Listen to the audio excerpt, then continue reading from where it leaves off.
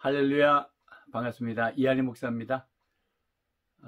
여러분 오늘도 기대하시고요, 귀한 말씀 붙잡으시고, 말씀을 들으면 성령이 역사하시거든요. 성령이 역사하시는 결과가 어떠냐면 내 마음에 부요함과 기쁨이 있어요. 그게 성령의 역사예요. 그래서 말씀을 받으면 피곤하다가도 막 힘이 나거든요. 말씀을 전할 때도 마찬가지고요. 그래서 제가 이렇게 유튜브 설교를 시작한 것은 제가 살기 위해서다, 이렇게 말씀을 드렸죠. 자, 오늘도 기대하시면서 본문을 좀 읽을게요.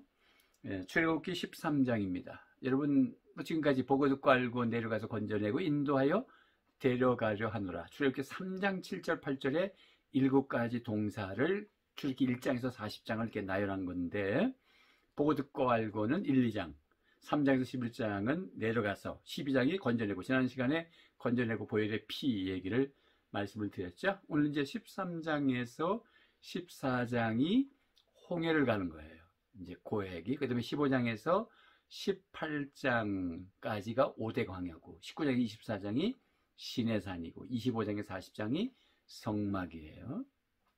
그래서 장소를 본 출애굽기는 어떻게 했다? 애굽, 그 다음 어디로 나와요? 홍해, 그 다음에 광야, 시내산 가고 성막. 그렇죠. 그래서 반복하면서 조금씩 더 나가고 있어요. 오늘도 조금 더 나갈 거예요. 오늘은 이제 13장에서 18장까지, 즉 홍해와 광야, 5대 광야를 조금 맛보게 하고, 그 다음에 이제 좀 구체적으로 또 할 거예요. 그런 시간을 또 가져보겠습니다. 그래서 이제 13장이니까 홍해 건너기 전이에요. 홍해는 14장에 건너요. 근데 13장이 뭔지 아세요? 홍해를 건너기 전에 오리엔테이션을 해요. 그러니까 12장에 구원받았으면 그 다음에 오리엔테이션을 13장에서 앞으로 어떻게 살아야 된다, 그리고 이제 14장에 세례를 받게 하고 홍해를 건너고, 그 다음에 15장에서 이제 광야생활, 자기 부정, 자기 부인 쫙 열리는 거예요. 그래서 13장을 보면 신앙의 3대 원칙이죠. 원칙이 14장이 오리엔테이션이에요. 세례 받기 전에. 그래서 13장 1절, 여호와께서 모세에게 일러 이르시되 이스라엘 자손 중에서 사람이나 짐승을 막론하고 태에서 처음 난 모든 것은 다 거룩히 구별하여 내게 돌리라. 이는 내 것이니라 하시니라. 처음 것, 첫 것. 그 다음에 3절에 모세가 백성에게 이르되 너희는 애굽 곧 종되었던 집에서 나온 그날을 기념하여 유교병을 먹지 말라. 여호와께서 그 손의 권능으로 너희를 그곳에서 인도해 내셨음이니라. 유교병은 이제 누룩을 넣지 않은 무교병을 먹으라는 뜻이에요. 무교병. 그래서 6절 말씀에 이래 동안 무교병을 먹고 7째 날에는 여호와께 절기를 지키라, 이렇게 말씀하겠죠. 이거 좀 절기대로 보면 6월절과 무교절이 같이 붙어 있어요. 6월절은 하루잖아요. 12장 하루 건짐받고, 그 다음에 누룩을 넣지 않은 무교병을 먹는 거예요. 누룩 넣지 않은 병은 이제 떡병자인데, 그래서 무교, 누룩 넣지 않은 병, 누룩 넣지 않은 떡을 먹는데, 그게 잔치가 일주일이라고요. 그러니까 6월절은 하루고 무교절은 일주일이라고. 이제 그 개념을 아시면 되고요. 두 번째 원칙은 무교병을 먹어라.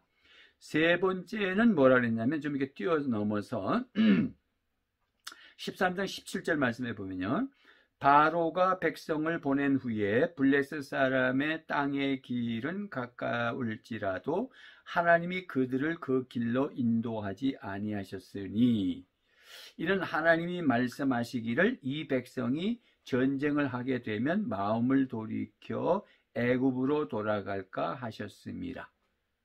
무슨 말씀인지, 여러분 지도를 보면 지중해가 있고 이제 아프리카가 있고 이스라엘 땅 현재 지도를 보면 있잖아요. 그러니까 아프리카 북쪽에서 현재 이스라엘까지 쫙 달리면 그 중간에 아프리카, 북아프리카와 이집트잖아요. 거기가 북아프리카 이집트란 말이에요. 그리고 이스라엘 땅이 있잖아요. 지중해 바다가 있고 그 사이가 블레셋이라고요. 과거의 지도에. 그러니까 그 블레셋 길로 이렇게 쫙 달리면은 얼마 안 가서 가나안에 들어가요. 근데 하나님이 뭐라 그러시냐면, 거기서 블레셋과 전쟁을 하면은 겁이 나가지고 가나안 가는 게 아니라 다시 애굽으로 갈 것 같다는 거지. 그래서 어떻게 하셨냐면 돌려서 밑으로 내려가야 홍해잖아요. 시나이 반도, 한반도, 삼면이 바다인데가 반도잖아요. 이태리 반도 마찬가지죠. 장화같이 생겼지. 그랬으니까 시나이 반도로 밑으로 돌린다는 그 얘기를 하시는 거예요. 그러니까 홍해를 경영하시는 거지. 직면하게 하시고. 하나님 보세요.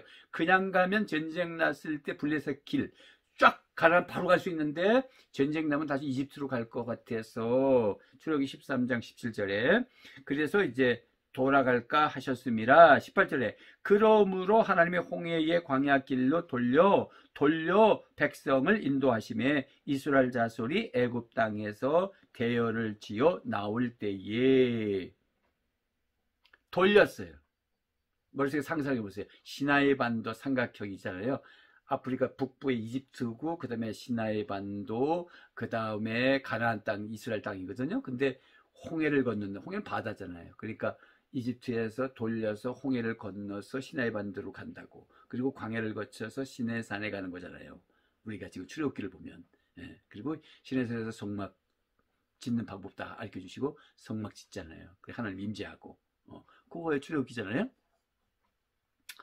어떻게 그 다음에 출애굽기 다음에 레위기잖아요. 레위기는 계속 움직이는 게 아니라 그 시내산에서 제사법을 배우는 거잖아요. 그대로 있어요. 그 다음에 움직이면 이제 민수기가 돼요. 출애굽기, 레위기, 민수기잖아요. 민수기가 다시 이제 움직입니다. 그래서 저 가데스 바란 광야까지 가죠. 그래서 거기서 12정탐꾼을 보내서 가나안을 미리 정탐하게 오게 했는데 2명은 들어갈 수 있다고 여호수아 갈렙은 근데 10명은 안 된다. 우리 메뚜기 같다. 뭐 이런 얘기 했죠. 다 아시죠? 이게 민수기 때 공부를 하는 거니까. 예, 그래서 이제 38년 동안 광야 생활을 하죠. 그리고 이제 모압 평지, 요단강 동편의 모압 평지에서 모세가 신명기 거기도 또 모압 평지, 그러니까 모압 평지까지 요단강 동편까지 가는 데까지가 민수기라고. 그리고 그 모압 평지에서 또 모세가 새로운 다음 세대가 1세대는 광야에서 다 죽었으니까 다음 세대가 율법을 모르니까 그래서 새로운 말씀을 다시 그들에게 이제 설교를 하지요. 그게 신명기라고. 그리고 여호수아 이제 이어받아서 요단을 건너 가나안 들어가는 거예요. 대충 뭐 그림을 그려드린 거예요. 출애굽기에 우리 집중합시다. 자, 그런데 보세요. 인도하셨다는 게 중요한 거예요. 홍해를 일부러 인도하셨다는 거. 인도하셨다. 그게 13장에 나온단 말이에요. 인도하셨다. 그래서 이제 20장에 보면 그들이 숲곳을 떠나서 광야 끝 에담의 장막을 치니 여호와께서 그들 앞에서 가시며 낮에는 구름 기둥으로 그들의 길을 인도하시고 밤에는 불기둥으로 그들에게 비추사 낮이나 밤이나 진행하게 하시니 낮에는 구름 기둥 밤에는 불기둥이 백성 앞에서 떠나지 아니하니라. 낮엔 더우니까 구름으로 덮어주시고 밤엔 추우니까 불기둥이다. 뭐 이런 얘기를 하죠. 그러나 영적으로 어떤 의미를 가지고 있느냐.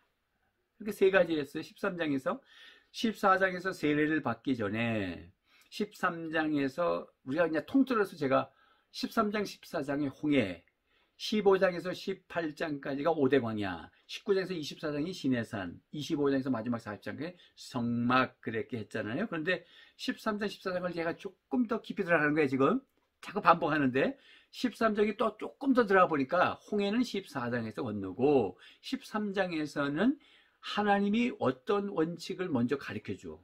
으뜸을 들여라. 첫 것은 내 것이야. 두 번째 무교병을 먹어라. 세 번째는 뭐라 했냐면 불기둥과 구름기둥의 인도를 받아라. 요 했단 말이지. 그러니까 세례 받기 전에는 이 정도의 헌신은 있어야 되는 거야. 모든 것이 하나님의 것이다. 첫 것은 하나님의 것이다. 하나님이 공급하신다. 이런 의식이 있어야 세례를 받지. 세례 공부할 때 말이지. 또 세례를 받으신 분들. 지금 그렇게 사세요? 모든 게 다 하나님이 공급하셔야 되고 하나님 것이라고 그렇게 생각하고 사세요? 그게 첫 번째잖아요. 첫 것이라고 그러는 거 11조도 마찬가지 뭘죠? 첫 것이죠. 10의 1조는 10분의 1이라는 그런 분수로 다 나눠서 그게 10분의 1이 아니고 그 첫 것을 하나님께 드리면 다 하나님께 드린 것으로 간주해 주시는 거잖아요. 구속사예요. 11조 뭐 안 드려도 된다. 11조 드리면 지옥 간다. 이런 소리 막 유튜브에 막 떠들었는데 참 큰일 난 소리를 하고 있어요. 성경을 구속사로 보지 못하면 그런 얘기를 하는 거예요. 11조는 신앙 고백이에요. 첫 것을 하나님께 드린다는 거예요. 시간의 첫 것 뭐.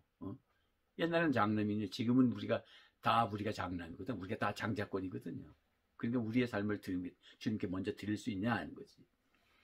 무교병이라는 것은 아까 누룩은 죄를 상징하잖아요. 그래서 바리새인의 누룩을 조심해라 예수님이 그러셨잖아요. 그 누룩은 죄를 상징해요. 그 누룩은 항상 죄를 상징하냐? 그렇게 풀면 신천지가 되는 거예요. 이단에 빠지는 거예요. 신천지는 어떤 공식을 만들어 놓고 그걸 가지고 반복 훈련거리죠. 그들에게 배울 수 있는 건 뭐냐면 단순하고 반복하고 지속하고 강행해서 사람을 뒤집어 놓는 거잖아요. 그거 하나 배우는 거. 방법은 우리도 그거 해야 되는 거예요. 펑버지름하게 가르치니까 이 기독교 신자들이 제대로 믿으면서도 신천지인데 빠지고 앞에서 말을 못해. 말을 못해. 우리가 단순한 걸 지금 제가 왜 반복합니까? 펑 터지라고. 이단들이 뭐예요? 통일교 36개, 뭐 원리 30개론, 예? 그 30개를 가지고 반복해서 가는 거예요. 신천지도 6개월 동안 기초할 때 보면은 반복해서 가르쳐서 나중에 신천지가 이단이라고 그러고 뭐 저 이만희가 보혜사라고 해도 벌써 이미 사상이 확 바뀌어가지고 못 나온다잖아요. 그리고 신천지에 빠졌던 사람들을 다시 전도해서 와도 바로 신앙생활을 못해요. 사람 참 이상하죠. 그거 데리고 왔으면 신앙생활 할 것 같죠. 근데 치유센터에 가야 돼요. 사람이 영물이기 때문에 그런 겁니다. 그러니까 여러분들 이단에 빠지면 큰일 나는 거예요. 그러니까 우리가 이게 반복하는 거예요. 제가 이게 반복하는데, 에이, 반복하네, 또 반복하네, 확 끄고 나가실 수도 있어요. 아유, 인내하셔야 됩니다. 우리의 약점이 뭐냐면 성경을 여기저기 다니면서 설교를 많이 들었는데 어떤 원리를 단순한 걸 반복하고 지속하고 강행해서 듣지 않았기 때문에 우리가 사상이 없으니까 신천지 이단에 빠지고 논쟁을 하면 지는 거예요. 논리가 없어, 논리가. 이거 출애굽기만 딱 정리되면 어떤 성경의 어떤 얘기도 다 할 수 있어요. 딱 설교 듣고 뭐 공부를 하고, 여러분 유튜브 설교도 다른 사람 많이 듣잖아요. 그러면 함부로 이단도 나올 수 있거든요. 그럼 이건 아닌데가 보인단 말이에요. 그러니까 담임 목사 설교만 잘 들으셔야지 아무거나 들으면 안 돼. 큰일 나요. 영이 이게 확 가면 돌아오기가 치료받아야 된다니까. 예. 어쨌든 그래서 이제 누룩이면 무조건 죄다 그렇게 하면 안 된다는 이유가 왜 그렇죠? 여러분 마태복음에서 13장의 천국의 비유에서 여자가 가루소마를 통에다 넣었는데 누룩을 넣으니까 부풀어졌다. 이게 천국이다. 천국을 부풀는다는 거잖아요. 겨자씨도 커져서 씨가 열매를 맺고 꽃이 피고 나무가 돼서 새들에 깃든다게 커진다고 풍부해지는 이런 천국 비유잖아요. 그러니까 누룩이 천국 비유에서 누룩이지 죄는 아니라면 거기서는. 그런데 여기서 누룩이라는 것은 죄를 상징해요. 출애굽기에서. 그래서 누룩을 뺀 원래 무교절은 무교병을 먹는다고요. 왜냐면 출애굽 사건에 언제 누룩 넣어서 부풀리고 할 시간이 없었잖아요. 바로 튀어나와야 되니까. 그걸 또 말씀하시는 거야. 출애굽기 13장은 이미 출애굽에서 나왔는데 홍해 건너기 전에 오리엔테이션 한다고. 앞으로 그렇게 살아라. 말은 뭐냐면 죄 없이 살아야 돼. 예수님을 적용하고 예수 십자가 붙잡고 살아야 돼. 앞으로 그 말이에요. 그 다음에 제가 마지막에 읽었던 것이 이제 낮에는 구름 기둥이고 밤은 불 기둥이에요. 인도받으라는 거잖아요. 성령의 인도를 받는 거예요. 성령이. 삼위일체 하나님이 나오시잖아요. 아까 하나님이 제일 첫 것, 으뜸을 받으신다 그랬잖아요. 그게 성부 하나님이시잖아요. 무교병, 누룩을 넣지 않은 무교병, 죄를 속죄받고 죄 가운데 살지 말고 회개하고 십자가를 적용해라. 죄 없이 살아야 된다. 예수님 십자가잖아요. 예수 중심. 아까 성부 중심, 예수 중심. 그 다음에 불기둥과 구름기둥, 이게 성령 중심, 삼일체 하나님이 나오잖아요. 삼일체 하나님에 대해서 헌신 결단해야 홍해 세례를 받는다고. 세례 공부 몇 주, 뭐 교리 공부하는 식으로 뭐 소위로 문단 몇 개 외우고 그런 정도가 아니라 짧게 하더라도 원리를 확실하게 집어줘야죠. 또 반복할 겁니다. 이거 오늘 뭐 세례 얘기 여기서 다 나오는 건 아니에요. 뒤에 또 반복해요. 그렇지만 이제 개요를 조금 더 맛을 보게 되는 거잖아요. 이제 개요가 들어간 거예요. 그래서 여기도 오늘 이제 홍해를 일부러 하나님이 돌렸다는 거 가지고 일부러 세례받도록 하기 위해서 홍해를 건너는 거잖아요. 글로 돌려갔어요. 바로 지중해 쪽으로 달리면 블레셋을 만나게 되고, 사실 블레셋 전쟁에서 이기면은 바로 가나안 바로 가요. 말 타고 다니면 일주일이면 가요. 근데 하나님이 40년 광야 생활을 판을 딱 짜놨잖아요.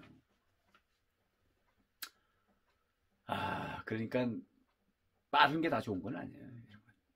빨리 했어, 빨리 끝났어, 빨리 도착했어. 그런 빨리 가면 인생 피곤해요. 제가 부산에서 여기 지금 남지 쪽에 창녕 영산면에 이 터밭 읽어놓고 막 이게 지금 제가 여기 앉아 있는 것도 이게 헛간이었어요. 헛간인데 막 개조해가지고 그냥 기둥도 있고 그래요.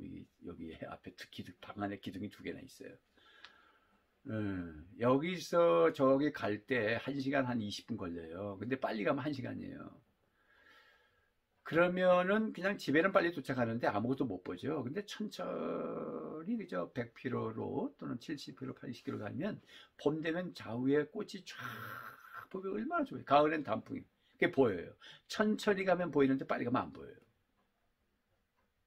그러니까 너무 빨리 하지 마시고 천천히 생각하면서 그렇게 가십시다. 그래서 하나님께서 이제 홍해를 이제 가게 하시죠. 그래서 홍해 길로 돌려서 인도하셨다. 그래서 이제 배수진을 치는 거죠. 하나님이 절망하게 합니다. 홍해에서 이스라엘 백성들이 얼마나 절망합니까? 홍해는 넘실거리지 뒤에는 바로 군대가 쫓아오지. 참 기가 막히죠. 예? 모세가 나가자 해서 나오긴 했지만은 그게 보통 일입니까? 뭐 집안 식구 5명 데리고 광해 나온 것도 아니고 뭐 그냥 텐트 지고 숙박하는 게 아니라 200만이 지금 나왔는데 이게 뭐 오합지졸이죠. 뭐 소리 지르고 난리 났죠. 근데 하나님이 직접 그렇게 하시는 거예요. 하나님이 누군지를 보여주고 싶으신 거예요. 하나님은 누구신가? 우리 큐티 할 때도 먼저 본문을 묵상할 때 하나님이 어떤 분이신가? 예수님이 어떤 분이신가? 성령님이 어떤 분이신가를 먼저 찾으셔야 돼요. 하나님을 정확하게 이해하시고 우리가 하나님을 믿어야 되잖아요. 그래서 이제 하나님은 이스라엘 백성들을 오직 하나님만 바라볼 수 있도록 막다른 골목으로 인도하신 거잖아요. 자꾸 벽이 붙이지만 하나님 바라보라는 뜻이거든요. 광야 훈련은 다른 거 아니에요. 하나님 바라보는 훈련이에요. 이스라엘 백성들을 홍해를 건너서 광야를 거치고 시내산 다 하나님 바라보는 거예요. 마지막도 성막도 하나님 바라보는 거잖아요. 하나님 바라보는 훈련이에요. 시선을 바로를 바라보고 430년 동안 노예 생활을 했으니까 일만 하다가 바로만 바라보고 거기서 녹을 먹고 그렇게 살았으니까 그게 우리가 세상에 살 때 그렇게 했잖아요. 하나님 모르고 살았으니까 뭐 세상이 전부인 줄 알고 뭐 회사에서 좋은 회사는 뭐 연봉 많고 뭐 거기서 돈이 나오는 줄 알고 뭐 이렇게 살았잖아요. 그러다가 12장에서 구원받았으면 이제 시선이 하나님 바라보라는 거예요.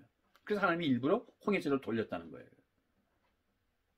그래서 앞뒤가 꽉 막혔을 때 뭐 해야 된다? 하나님 바라봐요. 하나님. 어떻게 해야 되냐? 반응할 때. 하나님 바라보고 기도해야 되죠.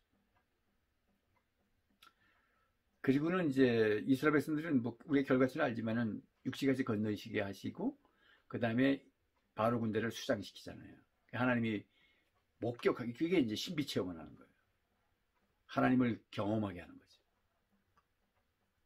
그게 목적이 아니에요. 아직 가야 돼요. 아직 가나안 땅 가야 되잖아요. 그러니까 항상 신비 체험은 출발이라고 제가 지난 시간에 말씀드렸어요.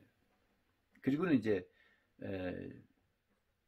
15장에 가서 이제 첫 번째 광야 가기 전에 15장에서 1절에서부터 말씀 보면은 모세의 노래가 나온다고. 구원의 노래. 요한계시록도 비슷하고 다 발이 짜져 있지만은. 그리고 이제 15장에서 이제 15장에서 18장으로 넘어갑니다. 이게 광야죠. 5대 광야입니다. 첫 번째 광야 길로 인도하셔서 뭐 하시는 거냐? 그러니까 세례를 받고 세례 정신으로 자기를 부정하고 자 이제는 하나님만 바라본다. 하나님이 나의 주인이시다. 신분 세탁을 하는 거예요. 그래 놓고는 이제 다 빠진 게 아니거든.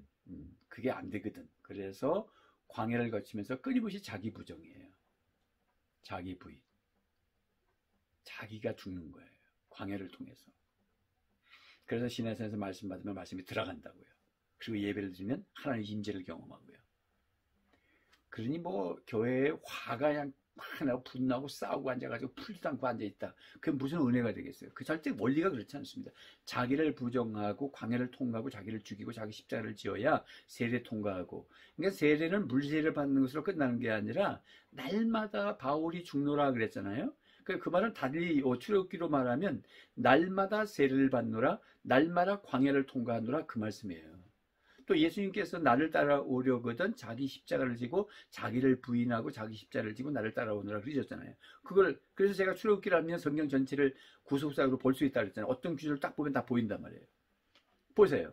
예수님께서 나를 따라오려거든 그 말은 제자, 왕같은 제사장 하나님의 대행자, 사람 살리는 사람이지 뭐 따라간다고 뭐 하는 거야? 그래서 사람 낚는 어부가 되게 하리라. 나를 따라오느라 너희로 내가 사람 낚는 어부. 이게 대행자요, 왕 같은 제사장이요, 이게 장자들의 장자권을 가진 사람들이 해야 할 일을 한다는 거잖아. 근데 뭐 하는 거야? 먼저 너 자신을 부정하고 네 십자가 져라. 그 말은 뭐냐면 나오잖아요. 자기 십자가를 지는 거잖아. 세례받는 거. 자기를 부정한다. 광야예요. 반드시 거쳐야 사람 살리는 사람이 된다고. 그게 광야로 간다. 광야는 굉장히 중요한 거예요. 그래서 수루광야 15장에 보시면 수루광야로 갔는데 사흘길을 갔는데 물이 없어서 물이 있어 뛰어가 보니까 물을 마셨는데 쓴물이다. 마라의 쓴물이잖아요. 인생의 쓴물. 기대치의 어긋남이는 광야를 만나요. 수루광야. 재밌잖아요? 그죠? 그 해결 방법, 나 이거 또 조금 더 해야죠. 오늘 다 할 수는 없어요. 조금 또 반복도 할 거예요. 그래야 여러분이 머릿속에 들어가니까. 그 16장에 가서 이제 신광야, 예, 그러니까 양식이 떨어지는 거예요. 어떤 양식이죠? 바로가 준 양식 싸가지고 왔는데 떨어진 거예요. 첫 번째 떨어졌어요. 그래서 하나님이 만나를 이때 준다고요. 그러니까 광야를 만나는데 우리에게 적용하면 첫 번째 광야, 수루광야는 기대치가 어긋났을 때의 수루광야, 인생의 쓴맛. 그걸 어떻게 해결할 건가? 다음 시간에 또 할 거예요. 두 번째는 이제 신광야인데 양식이 떨어졌다. 근데 하나님이 만나를 주셨다. 그 말은 뭐냐면 바로가 준, 세상이 준 양식은 떨어지고 하나님이 공급하시는 새 공급을 받는다. 경제 문제. 내게 어떤 광야가 있냐면 경제 문제. 경제 문제는 근본의 문제거든. 건강상의 문제. 근본의 문제가 있을 때 우리의 시선을 하나님 앞에 두면 하나님이 공급하신다. 두 번째. 세 번째가 르비딤 광야거든요. 출애굽기 17장이에요. 광야, 5대 광야를 조금 보는 거예요. 17장에 르비딤 광야라고. 르비딤에서 여러분 아시죠? 여호수아 군대가 싸우고 모세는 산에 올라가서 손을 들고 기도했는데 힘들어서 손이 내려오니까 아론과 훌이 가서 손을 받쳐서 기도하니 여호수아가 이기더라. 이게 출애굽기 17장에 있는 본문이잖아요. 르비딤 골짜기에서. 아시죠? 르비딤 광야잖아요. 그러면 아말렉이라는 원수가 오는 거예요. 사람. 여기서 주의할 사항은 여러분들에게 사람 원수는 다 아말렉이다 이렇게 적용하면 안 돼요. 일단은 사람 때문에 힘들 수 있어요. 신앙생활 하든지 직장생활 할 때든지 사람 때문에 사람 관계 속에서 힘들거든요. 이게 이제 사람 원수가 나타날 때 내가 어떻게 해결할 거냐 이게 중요한 거지 누가 아말렉이냐 이게 중요한 건 아니에요. 주의할 사항입니다. 이게 이제 네 번째 광야예요.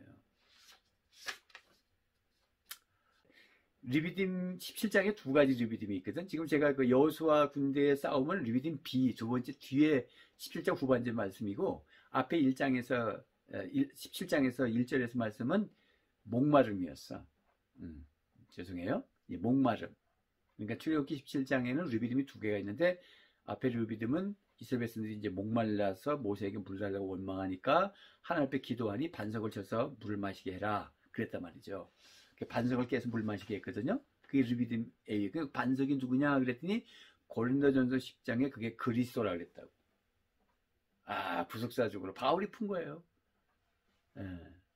그리고 이제 출애굽기 17장 B가 아까 제가 말씀드렸듯이 아말렉 원수와 싸웠을 때 여호수아는 싸워 승리하고 모세가 나가서 기도하고 아론과 훌이 등장한다. 이럴 때 기도하는 사람들이라는 거잖아요.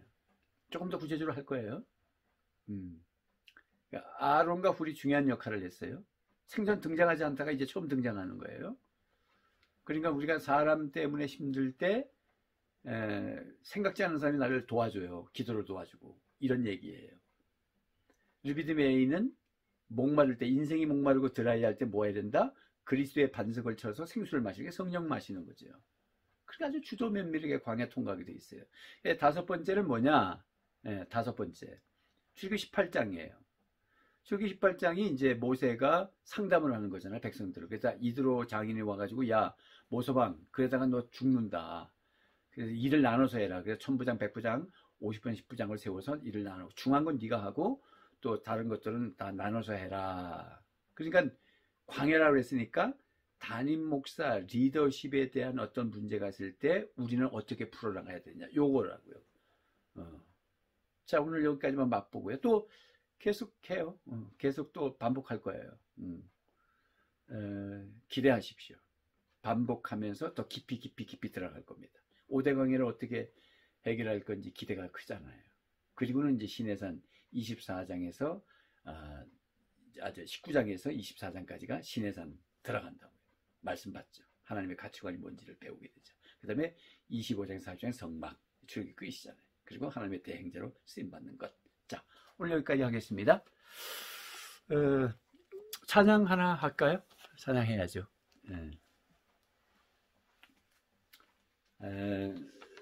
주님 것을 내 것이라고 찬양하게 하겠습니다. 주님 것을 내 것이라고 고집하며 살아왔네. 검은 보화 자녀들까지 주님 것을 내 것이라. 아버지여, 철없는 종을 용서하여 주옵소서. 맡긴 사명, 맡긴 재물을 주를 위해 쓰렵니다. 천하니 몸 내 것이라고 주의 일을 멀리 했네. 주시니도 주님이시요, 쓰시니도 주님이라. 아버지여, 불충한 종을 용서하여 주옵소서. 세상 유혹 다 멀리하고 주의 일만 하렵니다. 주님 사랑 받기만 하고 감사할 줄 몰랐었네. 주님 말씀 듣기만 하고 실행하지 못했었네. 아버지여, 연약한 종을 용서하여 주옵소서. 주님 명령 순종하면서 주를 위해 살렵니다.